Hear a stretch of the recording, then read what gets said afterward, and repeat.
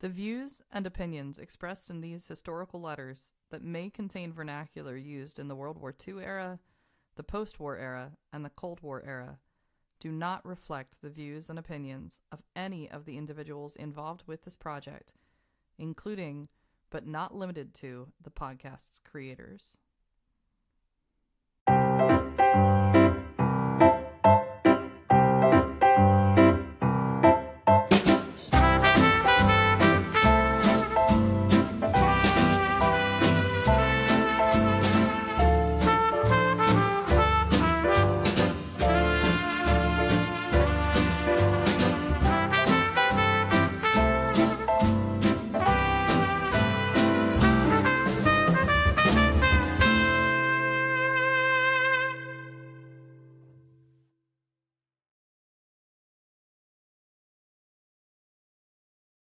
Good morning, Jamie. How are you doing this morning? So there's a big storm coming. Mm-hmm. Yes, there is. Yeah. There is a big storm coming. It's supposed to be Snowmageddon. Yeah. So that's what I'm preparing for. I'm looking, and it's just, I look outside, there's nothing now, but it's coming, and I'm ready for it. So. Yeah, the anticipation. Mm-hmm. Mm-hmm. For our listeners, because this is going to air, this episode, as the storm falls in Pennsylvania. Mm-hmm. Hey, well, at least you have something to listen to when you get snowed in. So. Well, that's what I do. As soon as that episode drops, I'm up there. I love listening to them. Well, we hope everybody stays safe and warm during this mega storm that is apparently across half of the country. So everybody who's listening across the country to this podcast, you know, good luck with the storm. We're both in Pennsylvania. I'm in the southeast of Pennsylvania. I think we're going to get a foot of snow. So yeah, it's going to be a time. It's going to be a time. Yeah. So it's time to cuddle up, stay warm, and catch up on episodes of the Love Sweetie podcast. Mm-hmm. So speaking of catching up, let's catch up from last week. So last week was finally like the pop. The tension was broken. We finally understood why Sweetie has been so upset. Apparently, Jean is getting married. And she was thinking of just doing some little like elopement, like going to Missouri and like going to the Justice of the Peace or like, and she's just like, no. And then they were going to hide the marriage. It was very odd. And Sweetie just kind of went off the rails and did not leave any insult off the table. I believe stupid and dumb, would you say, was used in the same sentence. So yeah, in somehow like a different definition. That's impressive. Mm-hmm. Mm-hmm. and she then like one of the my favorite things is she's like, I'm not a good writer. Okay.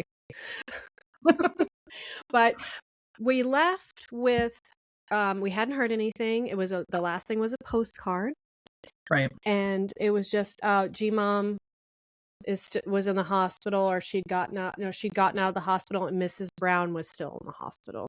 Yeah. So we were having some health scares, and we also kind of didn't hear back from Jean.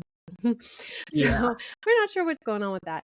But yeah, that's where we're at. March 22nd, 1951. So going into today's episodes, we have just 2 letters today, right? Right. A big one and a little one. That's basically a really big one.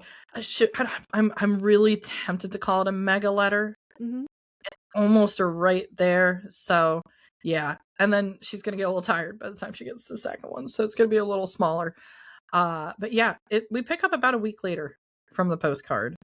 There's a lot of updates that Sweetie has to provide, things that have been on her mind. She's got a lot of letters to answer from other people, which she's always looking forward to, but it's going to create a lot of workload of writing. So that's what we're about to go into.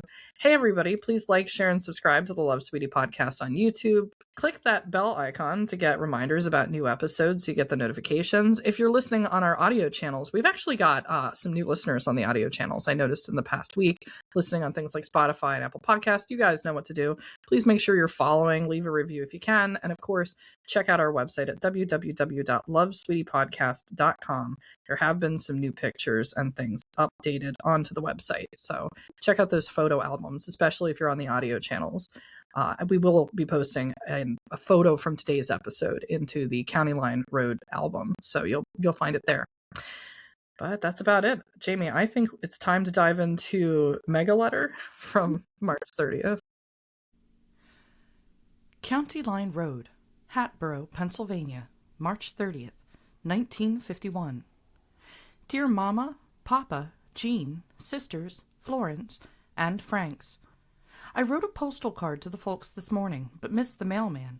He brought your letter asking a prompt reply, so I shall sit down right now to answer it. I shall line up your letters and try to answer them. Thanks for the pictures of the Demaree home and the church on the green. I shall not use them for postal cards, but keep them with our family treasures for Louis. I am also enclosing that check, which I was sure had been remailed to you almost immediately, and the letter from Uncle Cyril that you forwarded to me. Would surely give my eye teeth if I could get that Demarest house for my own. I know that is impossible since it belongs to the foundation, and as such is a shrine, but just the same, if I had the money, it would sure be mine by hook or crook. It is quite small, and would hardly make a good-sized house to live in, and should be kept as a shrine anyway. But I wish it were my shrine. I wrote you in answer to this letter in which you mentioned the trip to Iowa City and the visit to Florence and the children. I keep letters around until I can't remember if I have or have not answered it. I wrote you that Lou does want the lumber, but hesitation to have you cut and send it until he is sure of the dimensions. He particularly wants to make a reproduction of an old slant-top desk. Thought at first he'd make it about the size of the ones the old cabinet makers made, as a model. That would surely be attractive, but not such a valuable piece of furniture as a full-scale one would be, and we've yet to decide on which it shall be. I shall have the pictures to send you in a day or two, I think. Haven't used the Voigtlander much yet, but when the sun shines and the weather is better, plan to make good use of it. The idea of your buying it back is as ridiculous as you meant it to sound, since I took it only on loan in the first place. I shall look for the Demarest book soon. Suggest because of not being able to replace it, and because it is a precious possession of the family, that you insure it heavily. I'll more than gladly pay the charges for its safekeeping. Now do this, for we have found our mail is quite uncertain on this route, and I suspect our mailman of gross negligence at times. Have never understood why a package from Jean mailed on the 12th of December took 15 days to reach us on the 27th. Since the possibility of acquiring another is so slim, I'd rather you kept it there than to send it to me and have it lost on the way. So take every precaution. Do you want to keep the magazine Antiques I sent you, that had the write-up of the muff box in it? If so, I must try to buy another one for Joe soon. You didn't send the picture of Chris and Nanny, and I hope you will soon. You didn't mention the one I sent you of Louis and Santa Claus. What did you think of it? I think the nest of tables you mentioned making for Jean would be a fine gift, and one that she'll appreciate greatly. Have seen them in some of the nicer homes we've been in, and they are highly prized. Yes, I think we should all be proud of Frank. He has done well. Excuse me if my mouth waters over his salary. And I am proud to tell of his achievements to anyone who will listen. But so am I proud of my sisters and all the nieces and nephews, and more than that, of my mother and father who borne us all. Was sorry to read in Mamma's letter that Mrs. Butler hadn't been so well. She has been a good neighbor and friend, and I should feel very badly if she were to be seriously ill. Have written you from time to time about the people of interest here. G-Mom Graham went into the hospital for a curettage and examination, but they let her go after a week with a clean bill of health. She went into the charity ward, and it didn't cost her anything, a blessing for us all. Elizabeth is adhering a little more closely to a diet in this pregnancy, but I'm still licking my chops over the clothes she has put away. The thoughts of having a third baby before the first is 3 years old is quite a staggering thought to me, but Elizabeth seems to take things pretty much in her stride, and so all seems to be going well. Bob's mother has been in the hospital for several weeks now. She was in a pretty bad way when she went in, but after a few days seemed to be coming along nicely. They tapped her lungs and chest cavity several times, and she seemed to make marked progress. They had decided she could come home this week when she suddenly flared up, and the last reports I've heard, she is worse off than when she went in. Mr. Brown is feeling very badly, of course, and told Elizabeth over the phone that he didn't have very high hopes for her. He hasn't been any too well himself, and the additional worry over her has cost him quite a bit in physical and mental well-being, as well as financially, though that isn't of much concern to him. Lewis is over his sore throat. We've all had colds, but not so severe as we've had before. All in all, I think we've come through pretty well. It's so sad that Bob's mother, Mrs. Brown, is in the hospital and doesn't seem like she's ever going to recover. Yeah, it's tough. Mm-hmm. And then at least G-Mom's out. Yes, so. She went in, and I don't know what a curettage or whatever that is. I'm not sure what a curettage is. I honestly should have gone out the Merck manual about the curettage, because that's what Dr. Demaree would have done. Okay, so a curettage, if I'm saying this right, a dilation of the cervix. Okay, thank you. All right, we're good. Yep, that's all. That's all right. Cool. All right. Well, she got a week's vacation from taking care of the children. Let's talk about how the mailman doesn't mail stuff. Worst mail ever, timing-wise. I mean, and for her, who writes regularly to her family, she's not getting stuff, and she's like, give me this Demarest book, and she's so worried about losing it because their mailman is so grossly incompetent. Like, how hard is it to, there's not that many houses. Yeah, right. Yeah, it's the country, right? The rural county line road, which I just can't. But you know what it reminds me of?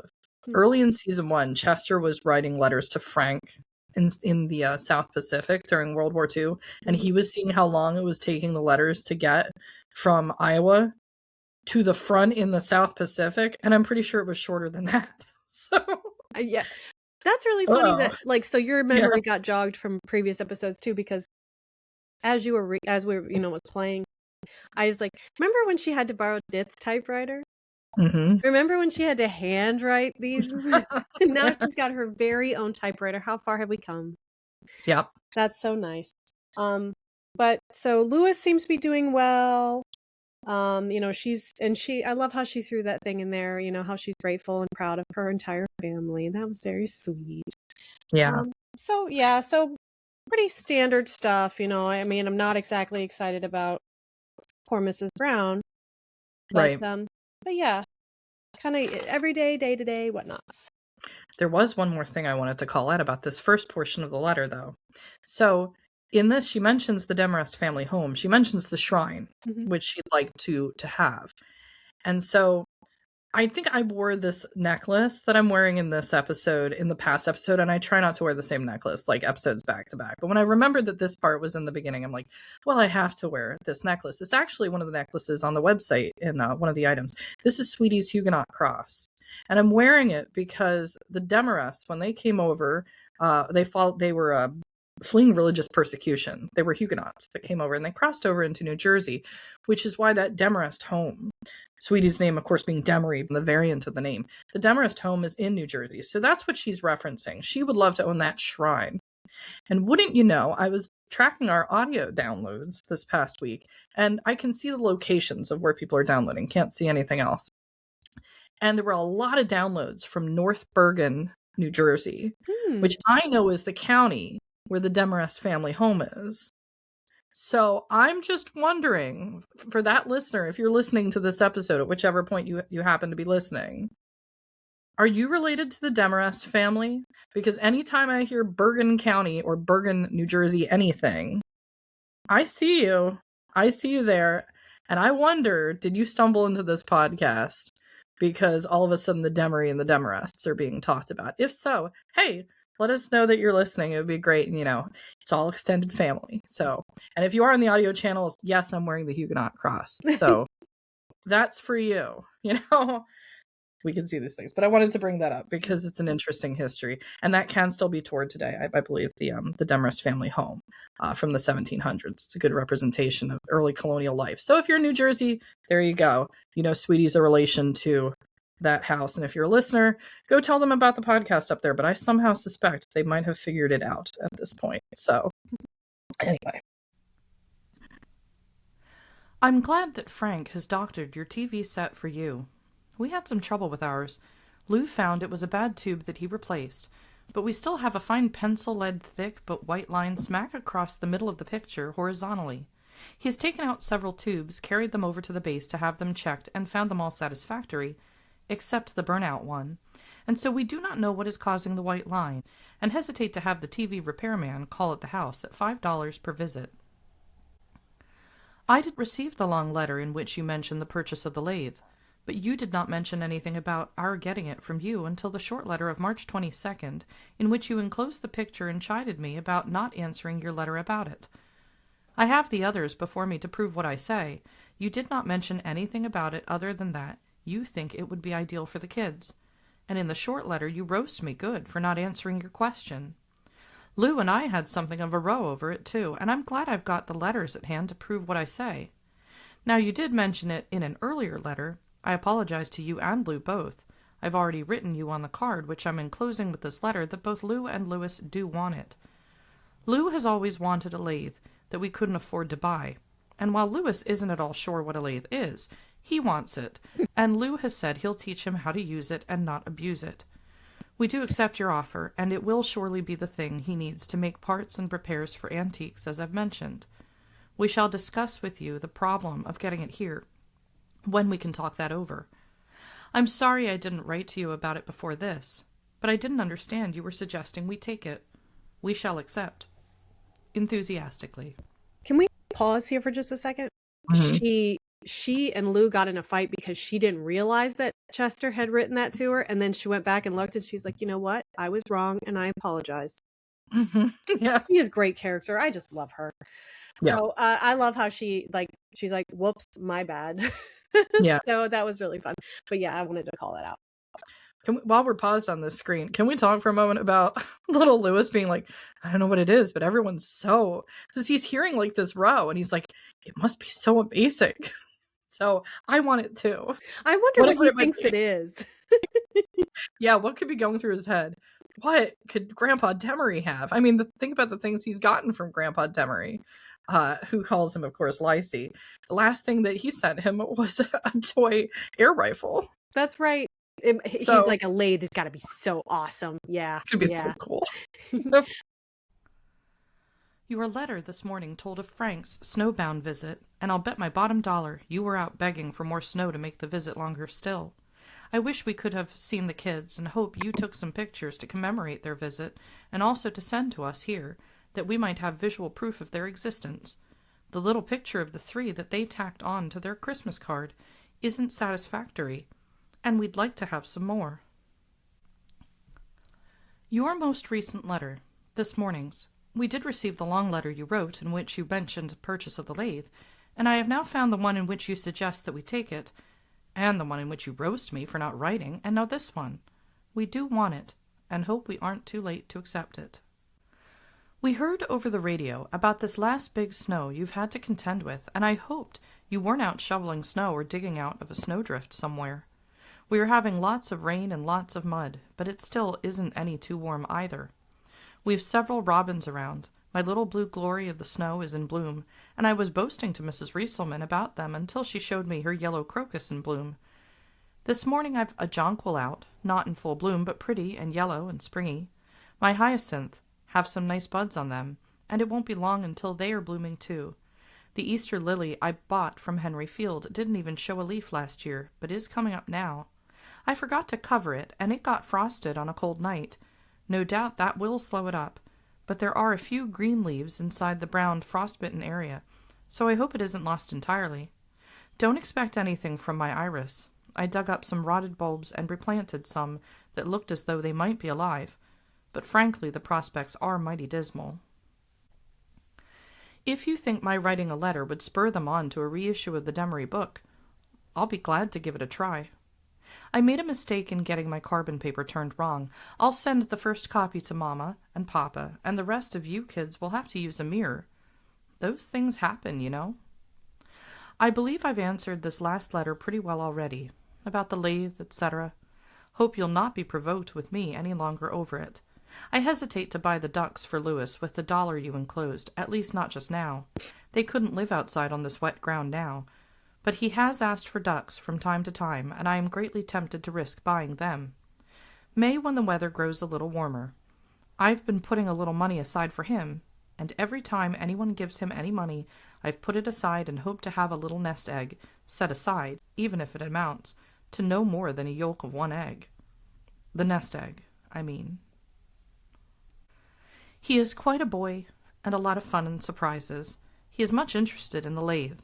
I talked to Lou this noon about getting the lathe here, and he says you would ship it, and we will pay the expense of shipping it. Probably freight or express, and we'll pay the cost. He doesn't seem to want to wait for it now that we've straightened out the letters. So use your good judgment about sending it.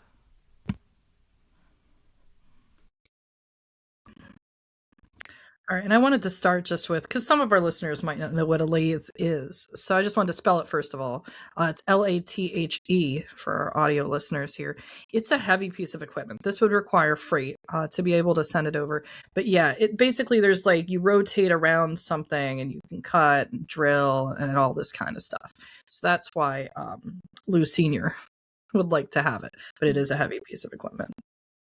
And you can see in this letter, this isn't like a typical, my husband is at the base, my son is sleeping, I'm just gonna flow. No, she's walking around. She's talking to Lou, she's checking letters, because you can see she'll like come back to topics throughout. Yeah. You know how she's jumping around. So I think that's really interesting, because this is definitely her. She's always complaining. I want letters. Please write me. Write. So everybody did. And now she's like, oh, okay, now I gotta answer everybody. You know, she's like you said earlier, you said to me, she's got like all this work she needs to do now because she needs to answer all these letters. But let's see. I kind of like how they're talking about like a big snow, and we're getting ready to get a big snow. Like that kind of stuff. I like those little good timing. And she definitely put in a lot of work to her landscaping, and she's finally getting to see. You see how long this takes? Gardening and landscaping and planting and stuff, it's years of your time. And so it's so silly. It's just like, you're like, oh, I want to see these beautiful things. You can't rush nothing when it comes to gardening. Oh, and let's talk about how she messed up the carbon paper. Oh, yeah, I always love that. I can put an example of this on the site, but for everybody just to understand easily, and I think I've shown this on the screen before, she reversed it. So it's every letter is individually backwards. It reads incorrectly. So it seems like she fixed a version of it, the one that goes to Chester and to Laura, but the rest have to use the mirror to make all the letters appear in the right direction so you can actually read the words. This has come up when I come across these letters and I transcribe it, I have the one where they are backwards. Oh. But yeah, so I've had to deal with this. I have not used a mirror because, hey, modern technology, I take a picture of the letter and invert the photo of the letter and it fixes the letters to the correct direction. Sorry, sweetie, not using a mirror. Oh, and ducks. Because we know Lewis had a duck, and then they sold the ducks, and then they gave them, the Chester and Laura sold the ducks and gave the money to Lewis. Right? And so I'll tell you what, after having chickens, I hate buying eggs at the store. Yeah. If she had ducks, they would have eggs. That's what I'm saying. Because I was like, why? Because I'm sure that out in Iowa, they were just used to having their own chickens, and used to, she didn't have to go to the store. But can I comment on something here? Jamie, can you show off this beautiful mug that you're holding with this rooster on it? My mom got me these little mugs for Christmas because I love chickens. And so she got me this. So I had to use the podcast. I have to tell you, this has never come up before, but the most decorated item and the thing that Sweetie had around her home all the time that we always got was things with roosters on them. I saw that mug and I was like, I've never told her this. That's exactly what Sweetie loved. Roosters. I have 3 more that are all different too. She loved them. Yeah. So when I saw that, it made me think of her immediately. But this is a great episode. This kind of stuff's been happening like the whole time. I'm excited. Yeah, I was like, I know I didn't even share mugs. Okay, with you today. I was starting to tell you about some of Lewis's antics. He plays very well by himself, but it is unusual for him to have anyone to play with, and when he gets with another kid, he gets all excited, and is sometimes kind of silly. After a particularly trying evening at home when he had succeeded nicely in talking when the news was on, or carrying on until it was beginning to get on your nerves, Lou gave him a scolding, and ended up something like this. "I don't see why you have to act like that anyway." And Louis in all solemnity replied, "Well, I'll tell you. I heard a man on the radio, and he said when children didn't feel like eating, or were cross, it is because they don't get enough iron, and I just guess I don't have enough iron in my blood."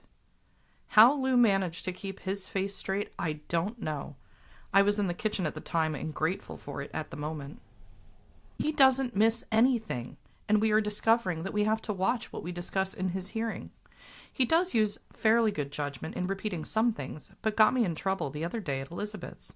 We've told him he can talk about certain things or things we talk about in our family, but not out where he will be overheard, and he pinned me down the other day with some embarrassment on my part. Mrs. Rieselman and I were discussing her little Jay and Elizabeth's little Marguerite, and in the course of the talk, I said that little Marguerite had the brown head, or sort of a German head. A few days later, when we were at Elizabeth's, she said that the baby had rolled off the bed and had a bump on her head, and asked me to feel it. I did, found nothing, and said she's got a nice smooth head. No bump there. And Itch spoke up and said, "Mama was talking with Mrs. R., and said she had a German head, I think."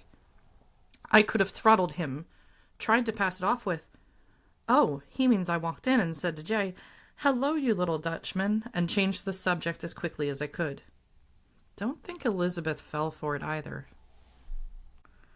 He is a nice, generous little kid, which pleases me. The other day, through some awkward way that only I could master, I fell up our back cement steps, skinned both knees, took both knees out of my socks, and in trying to recover my balance, fell off the edge of the step onto my posterior and bruised it pretty badly too. I was surprised and it hurt, and I sat a moment before trying to get up, and Louis mistook it for being badly hurt. He started hauling at me to get me up, and saw my knees in stocking and cried for me, cried hard, and though I assured him I wasn't hurt too bad, he was just crushed that I should ruin both stockings at once. A few days later, Easter Sunday, we had dinner at Elizabeth's. Mr. Brown was there and gave Louis a $1 bill because he didn't have an Easter egg for him.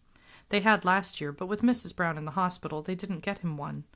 And Louis immediately spoke up and said, "I'll use it to buy my mother a new pair of stockings, since she fell down and ruined both of hers." I was touched. As always, with aunts and uncles, he got a lot of candy for Easter in his Easter basket. He asked if he could share with his little friend over the fence, M.A. I said yes, and proceeded to fix a miniature nest with some of the extras of his basket, gave it to him, and gave him instructions that he was to take it to the door and come home immediately, which he did. But he came back to say, "She asked me to come over and play." Assuming that she was Mrs. Zeller, I gave him permission to go, knowing that Daddy would soon be home for lunch, and he couldn't wear his welcome out in such a short time. He dashed off madly to play, but in practically no time at all, roughly 10 minutes, he was back home, long-faced, and so I called him in to question him a little. He said they had told him it was time he came home, but could give me no reason for it except that he had ridden the tricycle on the grass instead of on the driveway. I questioned him to find out if he had been scolded for doing anything wrong or anything on that order. He insisted he hadn't. Their attitude of complete snobbery had rankled me from the very start, insisting that the kids play over the fence, rejecting any friendly gesture on our part. It all just made me hopping mad, and as I boiled, I looked out and saw her hanging up clothes, and I'll be darned if I didn't just hike me out to the fence and call her over from the clothesline and ask her just what had happened. I asked if Louis had gotten into any trouble at her house, asked if she hadn't invited him over to play. She said no, that M.A. had issued the invitation. I said I thought she had invited him, saying that I'd not permit Louis to go over unless he had been invited, and I assumed the invitation had come from her, but knew as soon as he'd come back that you'd send him home. She pretends to be such a soft-spoken, charitable, and refined character. She didn't expect that, and while she stuttered to get out some excuse, I just let go, saying Louis hadn't anyone to play with, that he thought so much of M.A., and welcomed every opportunity to play with her, that I'd never seen him do an unkind thing to her, and thought they played very well together, considering they'd had little chance except over the fence. She was interrupting me, saying that M.A. got so excited when anyone came to play, and they were running so much, and somebody stepped on one of her tulips. I interrupted this time and said, "Well, I knew you'd send him home," and thought I'd find out why. I'm glad it wasn't anything important, and walked off, leaving her with her mouth open at the fence. The old bat. She talks like an angel when she is outside with the kids, saying, "Honey, don't do this," or "Honey, don't do that." But I've heard her explode in the house at the kids, and she sounded like any fishwife right straight from South Street. It was hard on Louis. He didn't understand that he had done anything wrong. He hadn't, and so I had to talk pretty fast to try to smooth things over as best I could, explaining that Mrs. Zoller had 2 little girls, and they were smaller than he was, and she thought they didn't know how to play with a boy. M.A. is terribly jealous of the little one, and any meanness to the little one comes from her own sister. I wanted to tell her so, too. I took him up to the farmer's house, where we buy our milk and eggs at milking time, and asked if we could stay to watch the electric milker in operation. He enjoyed it immensely, especially feeding the cows hay and having them lick his hand with their rough tongue. Has come to me several times since with questions about them, asks if we can't go again. He was fidgety since he had to go to the bathroom, and didn't enjoy it as much as he should have. I got up early Easter Sunday, took a leisurely bath, and started off to Sunday school. When we drove in, it seemed there was no excitement, that everyone had taken their places and all was quiet.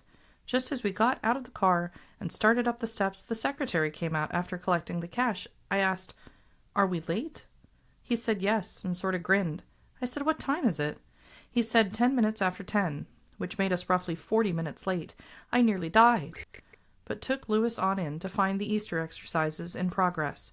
It was just luck that his class participation came late in the program, so he didn't miss singing the songs or receiving his little potted plant, a tiny marigold in a little pot. It had 1 nice bloom on it and several buds.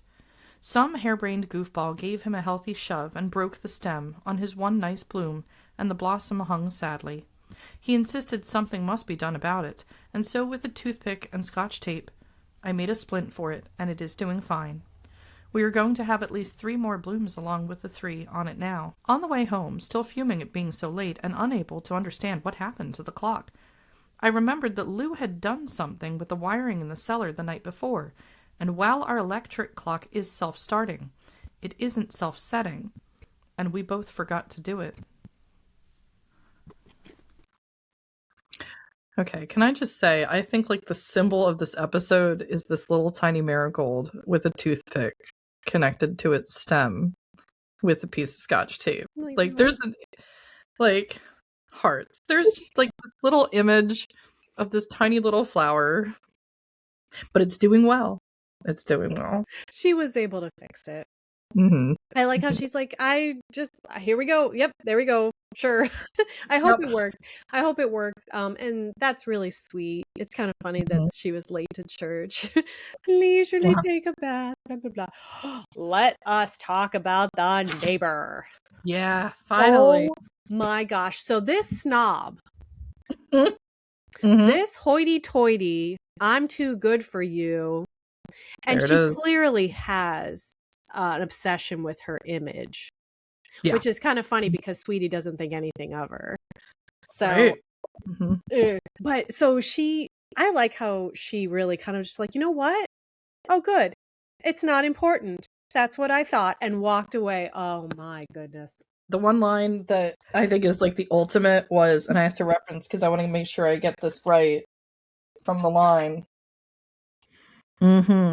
Sounded like any fishwife right straight from South Street. South Street, of course, in reference to Philadelphia. This woman has been like, they didn't talk to them. They didn't, they ignored them. They make their kids play through. She obviously thinks she's better than other people.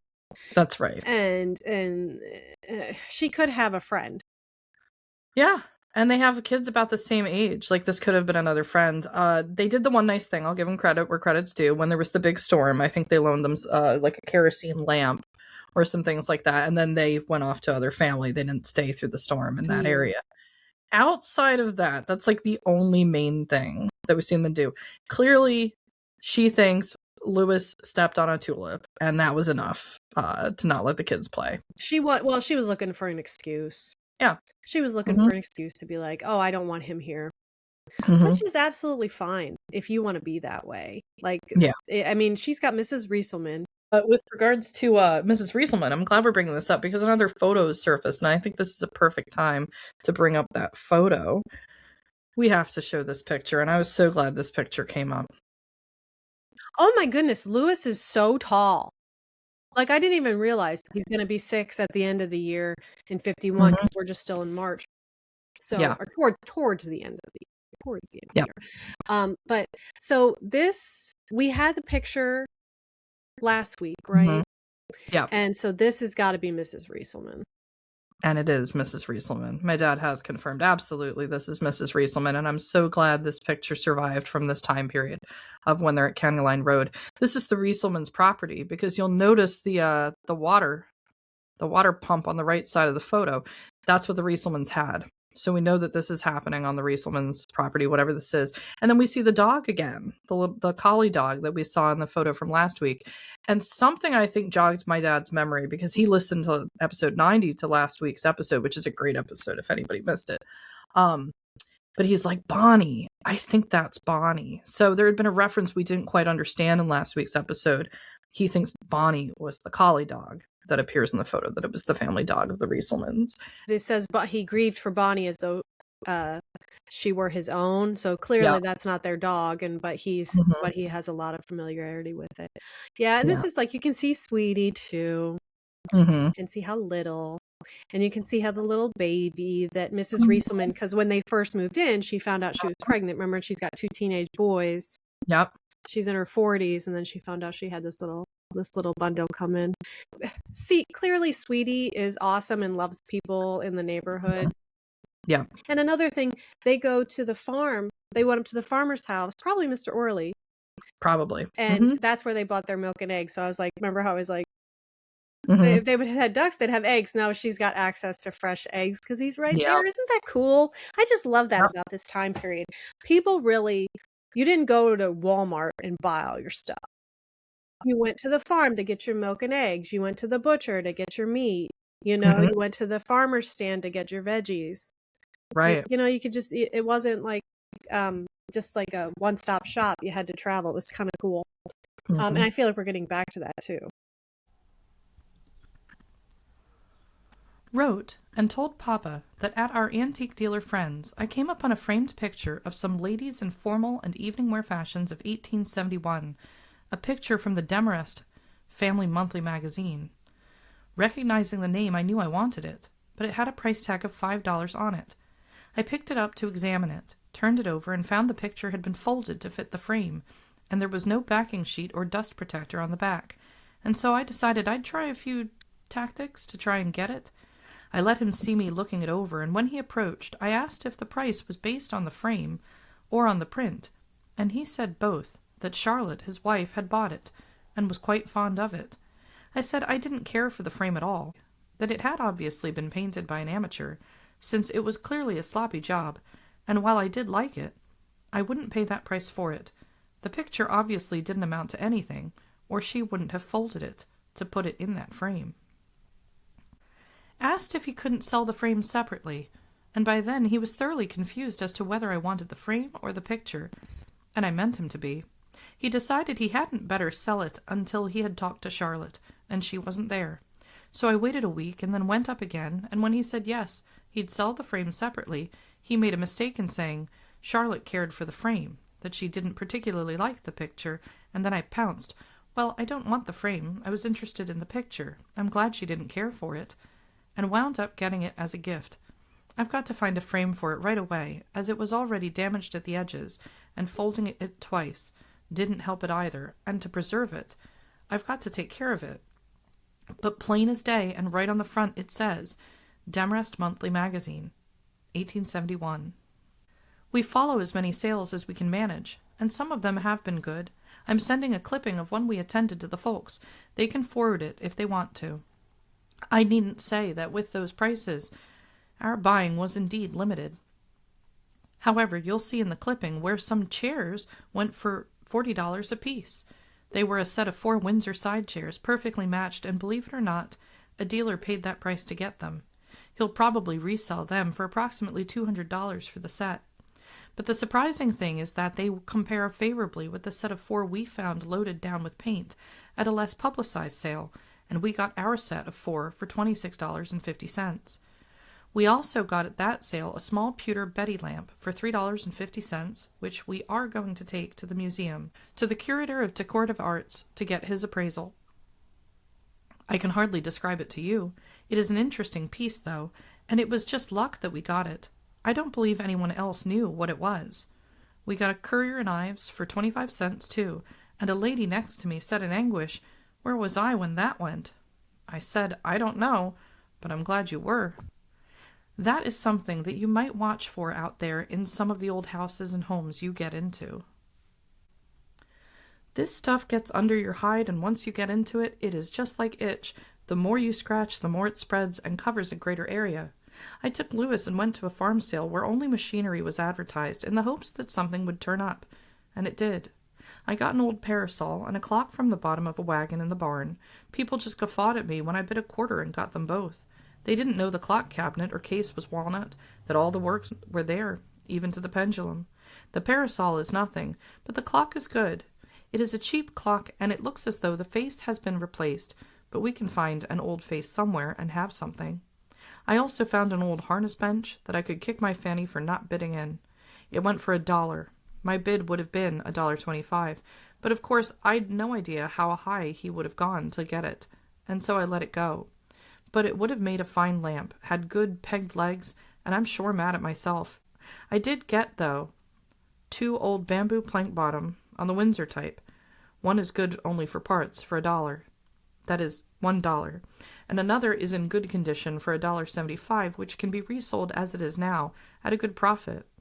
That is all I got, and I was congratulating myself, saying these poor jerks don't know what I've got here, taking something like this right out from under their noses, but just the same, I could feel myself growing sort of red in the face when they laughed so raucously. We try to read as much as our sad library will permit, and Lou has even found a book with the proper treatments for different woods, and we melted up beeswax as per the recipe, and added linseed oil and turpentine, and we made our own wax that we feel is superior to any we've found so far. That part right there where she was talking about how they kind of made their own wax to fix up furniture and stuff, I thought that was so cool. Yeah. It just really hurt my heart too, like that there's clearly people making fun of her, this little woman, this tiny little thing with glasses and a little boy, and they're laughing at her. You know, it just it's so, but she's like pressing on, but she felt it, Right. you know, and that's just sad. It made me sad. Yeah, and she always has that pressure because she's already a fish out of water. She's from the Midwest. She's indicated in previous letters she doesn't identify with a lot of the people. Rieselman is, I think, a rare exception. But most of the other people she's run into, she doesn't connect to that well. She doesn't really socialize, and when she does, it's at these locations. Maybe Mrs. Sweeney, you know, we've got some other characters, the farmer, Frank, she's got her friends. But yeah, some people can just be plain mean, and that's clearly what's happening here. But perseverance means a lot, and to use the resources you have. So we got a Currier and Ives, which I'm not sure. And then she said, that is something that you might want to watch out for out there in some of the old houses and homes you get into. Yeah. So she's talking to Chester about, like, if you're out and about and you get into is that? I was like, what are you talking about? I think it's the Currier and Ives. So for those who are unaware, Currier and Ives, they did a lot of really famous, and I'm sure you've seen it without knowing that it's that or identifying it in association, but it's those engravings and prints that largely come up in art forms. You see them a lot around Christmas time. So if you think about like those classic colorful engravings from like the late 19th century that are like of the people in the sled going through the snow. Oh. It's those prints. Yeah. So that's why I think it's a low cost, but a lot of people would hang them in their homes. And it actually is part of the lyrics of the famous song Sleigh Ride. To Currier and Ives, like it's one of the parts. So Currier and Ives survives basically in a very famous song lyric. They were really, really popular, and you know it when you see it. I think here's a good example. Yes. Oh, you know what? Yes. Yeah. This definitely recalls like grandma moments for me. Yeah. Ooh, look how nice. I like it. Classic. Yeah. So that's what she's referencing. Okay. Yeah. I'm sure they were hanging in homes. Like, so if someone was getting rid of one, everybody had them at the time. They're definitely from like the late 19th century. I could see people in Iowa having those hanging on their walls, and that's what she's talking about. Absolutely. And too, like, we should call attention because, like you mentioned, the her family, her ancestors, like, she's in that area now. Yeah. And she's starting to find things that are related to. There was a Demarest magazine?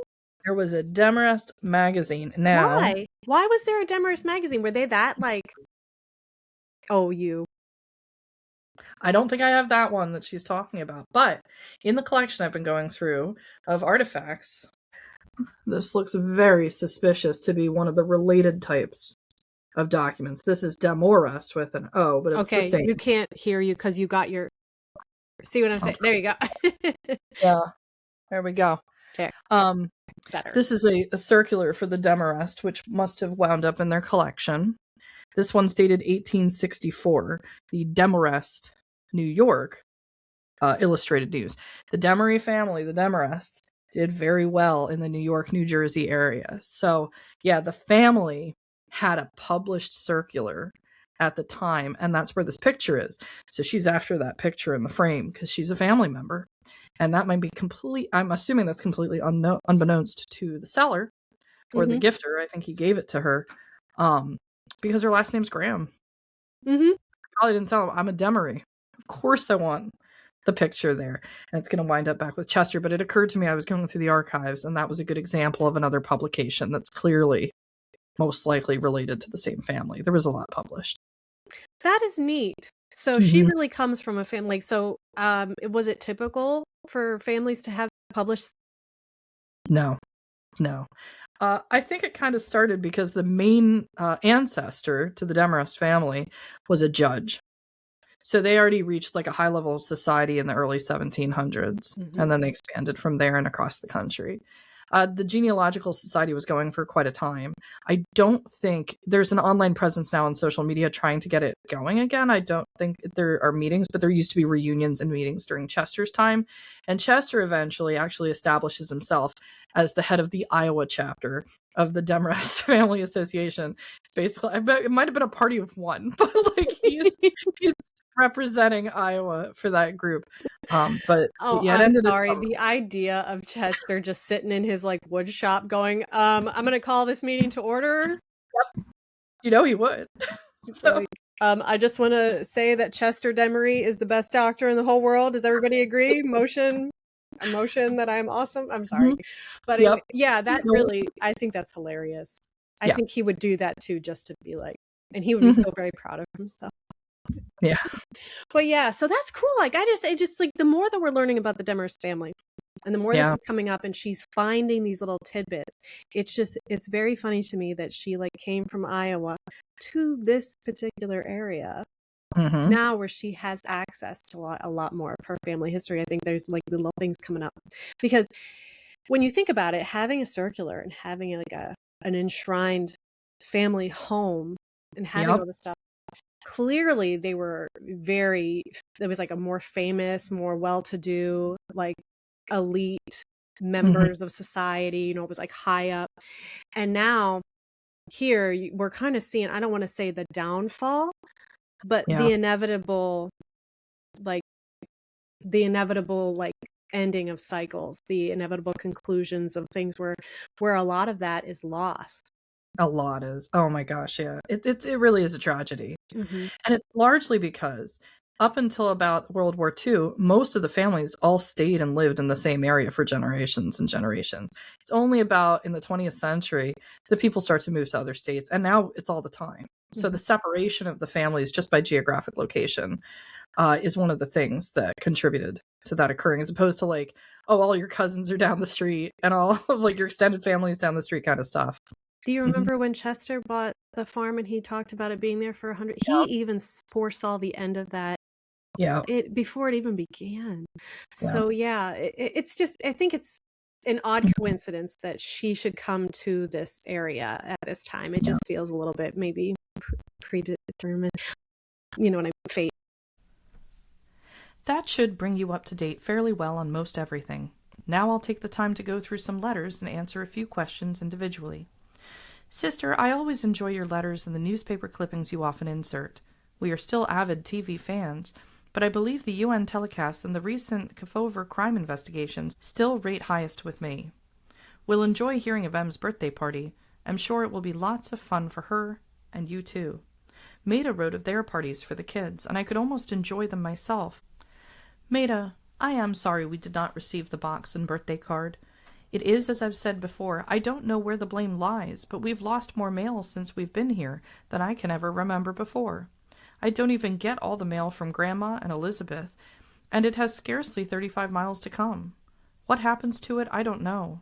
I'm sorry, for it is very disappointing for you, but much more so for us.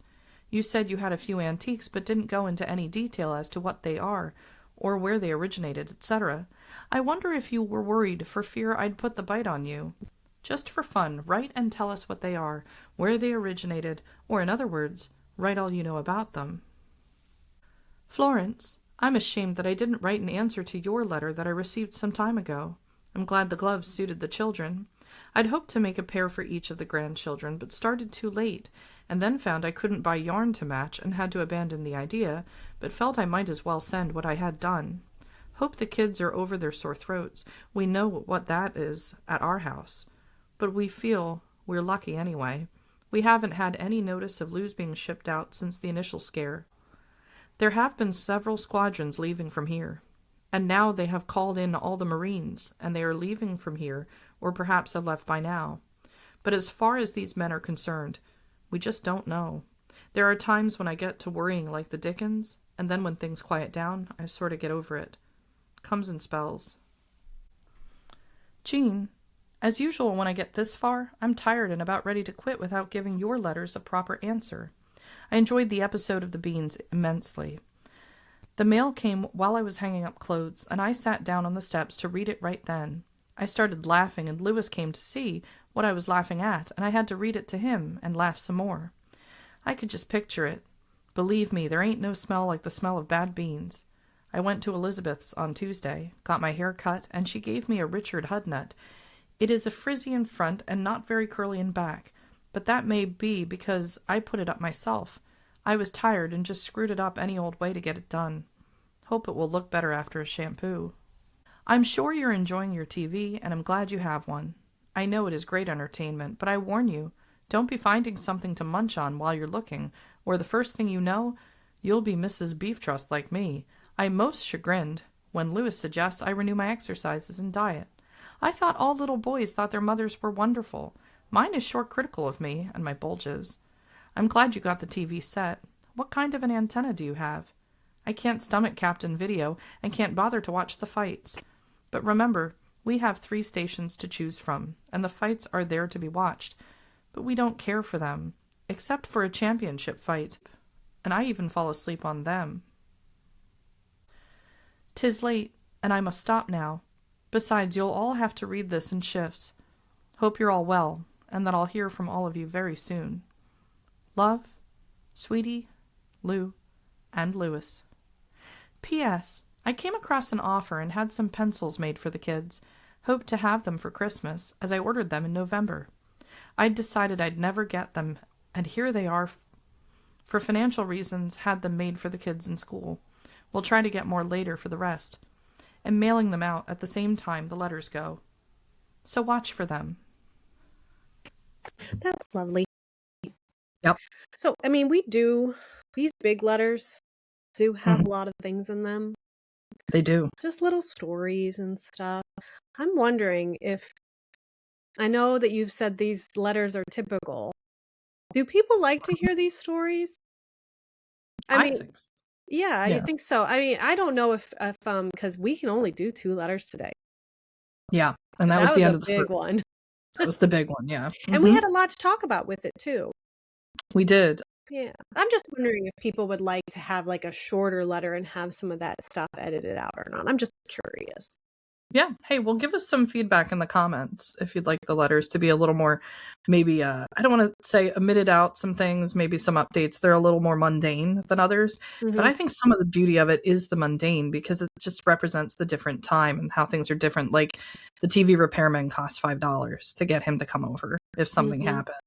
And things like that. I did want to bring up one thing from the end of the letter here. She was talking about the Kefauver crime that they were following. Yeah. That was actually a committee. It was a U.S. Senate investigation into crime and corruption of public officials, and it involved witnesses being like mob bosses and things like that. So it was like 50-51. There's a lot of hearings. So if you're interested in corruption and public officials being corrupt and crime bosses testifying, I guess, and things like that, look into that. I like that one line, though, about the TV where she says, we've got 3 channels to choose from. Like, yay! One. Oh, you don't like that one? You go to this one. It's funny because it's just the baseline. Yeah. You know, the baseline, like the baseline for the kids, like how you grow up. Like, although commercials have made a comeback with us, like you could just do whatever show you wanted, whenever you wanted to do it, and not have any commercials. Like, oh my goodness. Can you imagine? I mean, I came from like the era where I wrote letters in college to my friend. Like I wrote letters and didn't get on the phone and call. And she wrote this in shifts too. You can tell. This is not like she definitely wrote this like trying to get everything out. This is like why it was so big.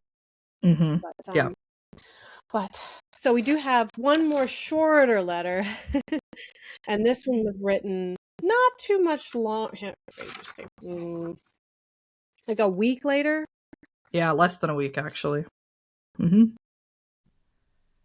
County Line Road, Hatboro, Pennsylvania, April 4th, 1951. Dear Mama and Daddy and all, do not expect a long letter this time, for I shall be able to dash off just a short note this morning. We are to leave here shortly after 11:30 this morning, to go to Elizabeth's, and from there to the funeral. As I had feared from the very start, Mrs. Brown couldn't make the pull, and we are sorry that she died. She was very, very sick when she entered the hospital, seemed to get much better, and was planning to come home just this week. She must have had some pneumonia, since they tapped her chest cavity several times. She went into a coma on Wednesday night, and died Saturday morning. I noticed some difference here in the funeral customs and all, but shall not go into further detail at this time.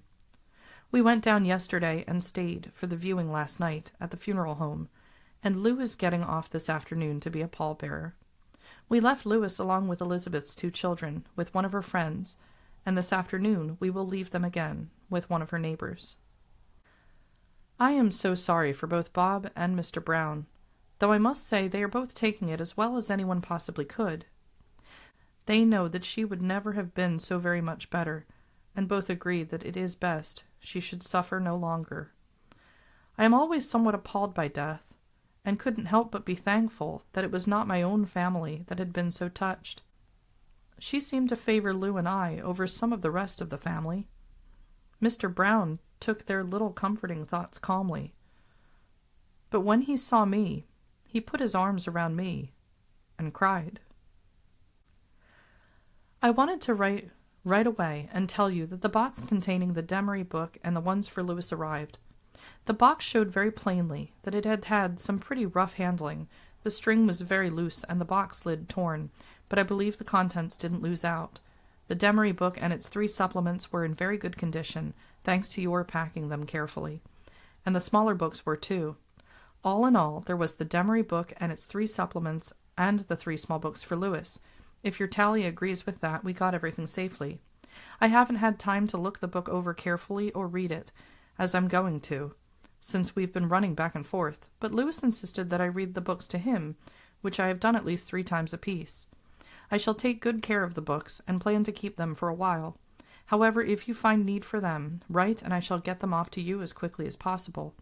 I haven't yet found a frame to accommodate the picture I found from the Demarest monthly magazine. It is long and quite narrow, and will be somewhat difficult to fit, I fear. I had to tell Louis about Mrs. Brown's death. Couldn't get around it, for he could understand the bustle and the solemnity and the tears. and am grateful to Sister for her gift of the book Opening the Door for God that she sent us some time ago. I've used it to good advantage several times and have mentally thanked her for it several times, but it just told the story so well and answered Lewis's questions satisfactorily, and so I must thank her for it again. Luckily, in the example story, it told of a Mrs. Brown who had died, and the questions raised by a child when he found she was to be buried. He wanted to go along last night to see her, but was satisfied to stay at home when I explained that I'd tell him about it when I got home again. He accepted it pretty well, and so I'm thanking Sister again for the book. Joe and Marguerite were planning to come over this weekend for a visit, attend our first auction sale of the season, attend a farm sale on Saturday, and then go down to Elizabeth's on Sunday to see them, and perhaps stay over until Monday, which should be Marguerite's day off, and then go back to New York on Monday night. But Joe signed an 8-week TV contract and must rehearse on weekends, and she didn't want to come without him, so she made a special trip over for the viewing last night, and will not be over this weekend at all. It will save something for me in meat bills. How mercenary can you get? But we were all looking forward to a visit after the oppression of this illness and death. We've had so much rain that there is nothing but wet and puddles and mud outside. My jonquils are blooming beautifully, though, and are so bright and cheery. I would not be the least surprised to go out and find the first blue hyacinth in bloom. Yeah, in bloom, this morning. The yellow forsythus is coming out fast, and the crocus and all. Makes me feel that spring has sprung, and not a bit too soon to suit me either. I must stop now, if I'm to get ready in time for Lou's early lunch and early get away from here. I wanted to write and tell you the package arrived safely, and that the books were here all right. You've had my long letter by now, and now this one too, so you let me hear from all of you now, and I'll try to write again very soon. Everybody take care of himself and his own. Love to all. Sweetie. Yep. That is so sad. Yeah, but it's just so sad. I mean, we knew that Mrs. Brown wasn't doing well, and that it just seemed like there was no, as she even said before, there wasn't a possibility for her to recover. Right. So. Yeah, and then I feel the person I feel worse for, of course, is Mr. Brown, because and Bob Brown himself, obviously, and that there's this connection that he just seems to have with Sweetie and Lou compared to his other in-laws, which is very, very interesting, but not at all surprising because Sweetie's such a genuine and authentic person, and I think it just makes sense. And then, of course, little Louis, for really the first time in his life now that he's 5, is having to understand the concept of death. And good on Sister for having previously sent something that made it easier for Sweetie to explain. So, yeah. And it's difficult. You know, I've been to funerals where there were children there. I did bring my daughter to my grandmother's funeral when she was very young, and that turned out to not be a good idea. Because she was very I don't want to be here. Right. She was very young, so it definitely I didn't bring my children to my father's funeral. This isn't something that you typically do. So I can understand, and he wanted to go. So this was his first real experience with death. Yeah. And somebody that he knew. Yeah. And I think he probably had some, Lewis has affinity for everybody, so he probably, right. I feel bad, but she is dealing with that, I think, in just a beautifully elegant way, explaining to him and he's taking it in such, he's okay, I understand. And it's just really beautiful. It's really beautiful because, death is a part of life, unfortunately. So for, him to have that experience. Yeah. And I just love that she wraps the letter with, but the flowers are coming up. Yeah, for the April letter, right after Easter. It's a nice closure, and everybody gets, where she was going with that. And she's like, I needed that cheeriness after everything. But that's it for the letters today. This is the second to last episode before the season 2 finale. of the Love Sweetie podcast. We do have an update here from about the Korean War, and it's important that we get into that. So this episode is a little long. This update is not that long, but there's some major news that we have to talk about that happens between this letter and the letters we're going to start with in the season 2 finale. And it's really that the last thing we left off with was that the UN forces had retaken Seoul. At this point in March and April of 1951, they push again north of the 38th parallel by about 10 miles, and they're fighting with North Vietnamese forces, and they're fighting with the Chinese forces that are backing the North Vietnamese forces. This is something that Truman really didn't want to see. President Truman was getting the Chinese involved and really starting a giant land war in Asia. And he becomes highly critical of his lead general at the time, General MacArthur, who at this point is getting out of line with regards to how things are going. He starts to put himself above the president. He thinks he's can make the decisions better and that he will do it above the commander-in-chief. And that's just something you don't do. And as a result, on April 11th and all across the papers of 1951, we get this headline. So I do have the newspaper pulled up so we can see what everybody woke up to that morning, a week after the letter Sweetie writes. And that is that, see a General MacArthur, Truman fires him off the staff in the middle of the war. And peace out. Wow. That's it. That's like, so this is the Korean War. Mm-hmm. So he fires his general like right in the middle of a war. Commanding general in the middle of the war. Wow. Lincoln did this too. He got rid of a bunch of losers. I'm just going to call it McClellan. Loser, hooker of fighting. Still loser. Until he gets to the Pennsylvanians and then everything goes well. See how that works out? Yeah, that works out. There we go. But yeah, unusual because you don't want to have to do a switch in high command in the middle of a war, but he's having none of it. MacArthur's out of line. It leads to congressional hearings. The Republicans are upset. They want to impeach Truman, all this kind of stuff. For a number of weeks, there's a lot of problems, and Truman's just done. And MacArthur's in Tokyo at the time. He's been in Tokyo the whole time. He never went to Korea. He's been ordering the troops from afar in Japan. And so yeah, he's done for. There's a whole thing. There's probably books that can be written about what happened. But speaking about people that wrote books about what happened, at least with regards to Truman, if people want to read about this, there's a good 20 to 30 page section of the Truman book and the David McCullough about the firing of General MacArthur. And I wanted to call attention to just one passage here. It's at the very end of the chapter where this happens. For those with their David McCullough Truman book, which everybody who's listening to the podcast at this point, that should be on your TBR, is page 855. For the boomers who are listening, TBR means to be read. Okay, so I'm just going to update you on the modern lingo here. Bottom of page 855, it says, Truman's conflict with MacArthur, wrote Dean Rusk, was more than a clash of egos or contest of wills. Truman was concerned about the presidency. I'm convinced that 95% of Truman's decision to fire MacArthur hinged on the relationship of the president as the commander-in-chief to his general and on civilian control of the military. MacArthur did truly believe that he was above the president. MacArthur himself later told the historian Samuel Eliot Morison that a theater commander should be allowed to act independently with no orders from the president, the United Nations, or anyone. Then, to be sure that there could be no mistaking his meaning, MacArthur repeated the statement. So the theater commander being the theater of war. President Harry S. Truman was president and commander-in-chief still, and he was Harry S. Truman still, anything but disconsolate or defeated. Already, before the Senate hearings ended, he had reemerged and begun fighting back in his own way, sounding often as he had in the 1948 campaign. Speaking at an Armed Forces Day dinner on May 18th at the Statler, Truman reminded his full-dress audience that even as we sit here tonight partaking of food on white tablecloths and enjoying ourselves, there are men fighting and dying to reach that peace for which we have been striving since World War II.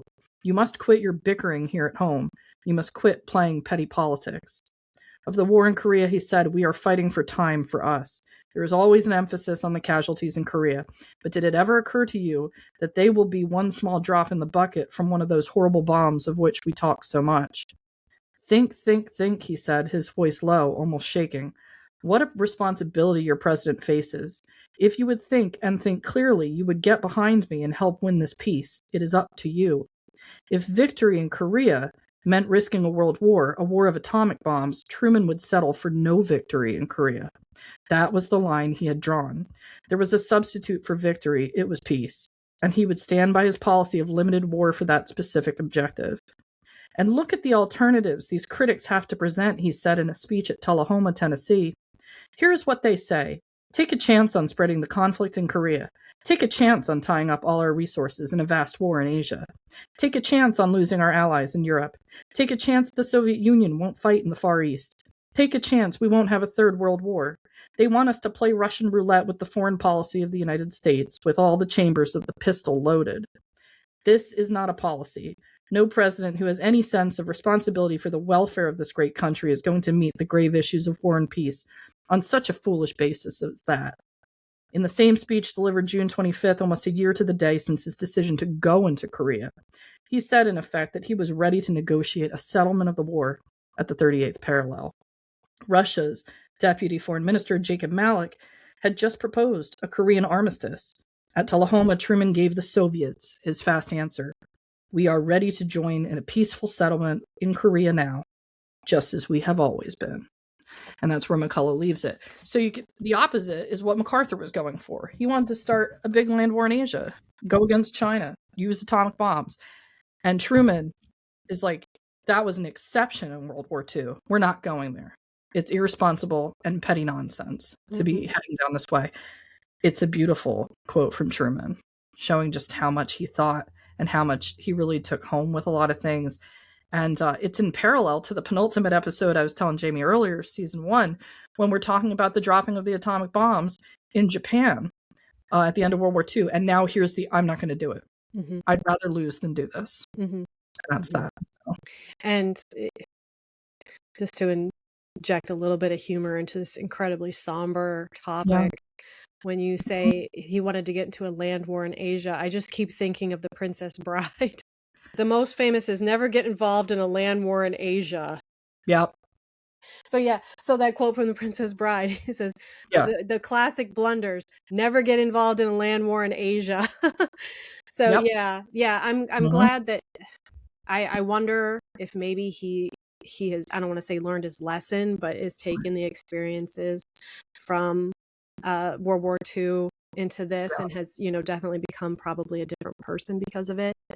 But I am, and you are too, against war in any and all forms. So I'm glad that this was but it speaks to too, like why Korea was forgotten war, because it seems like after this was there a treaty, was there something reached?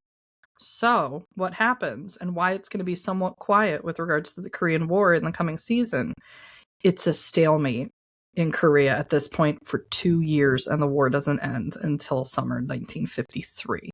So it basically, at that point, when I said they went about 10 miles north of the 38th parallel, I said that because guess what? That's where all the troops are going to be for the next 2 years, in a stalemate on that line. And that's the other 2 years. We'll go into some details of what happens, obviously, during that time period as we go into season 3. But stalemate. MacArthur leaves, and it's like, we're just waiting for peace. And I do think it is a major contributing factor, with regards to the forgotten nature of the war. But that is, like you said, the end of this episode. Well, next week is the season finale of season 2. Next week is the season finale? That's it. We're going to end season 2 next week. Yeah. Oh my God. Well, that is the end. Yeah, that's the end for this week. And I guess we'll be seeing you at the season finale next week. Bye, everyone.